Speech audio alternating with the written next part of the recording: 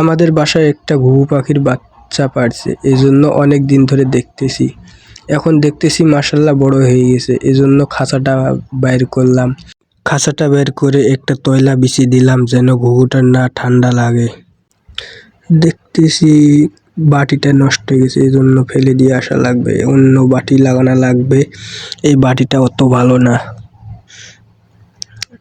ফেলে দিই, যাই ফেলে দিয়ে আসি।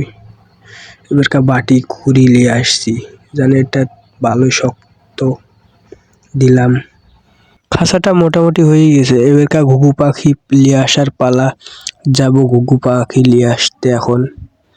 সর্দি লাগছে তো এই জন্য আমার ভয়েসটা কেমন লাগানো হচ্ছে, কিছু মনে করেন না। এই তো এখানে আমরা ঘুঘু পাখিটা নিতে যাচ্তেছি। এইখানে আমাদের ঘুঘু পাখির বাসা, এদের বাসার এক কোনায় করছে।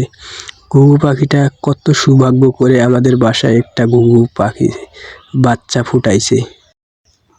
তার বাচ্চাকে আমরা ফের নিয়ে আসবো বাসায়। ঘুঘুর বাসার থেকে ঘুঘু ছাগুলো নিয়ে চলে এলাম আমরা। ঘুঘু এখন একা হয়ে যাবে, আর ছাউ গেড়ে পাবে না আর খুঁজে। ছাগুলো ভালোই লাগতেছে, মাশাআল্লাহ কি সুন্দর ছাগুলো।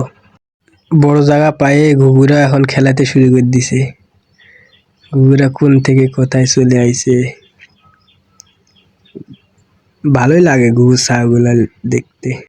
তোমাদের কি ভালো লাগে ঘুঘুর ছাগুলো? আমার তো ভালোই লাগে, সেই সুন্দর লাগে পাখি পশু।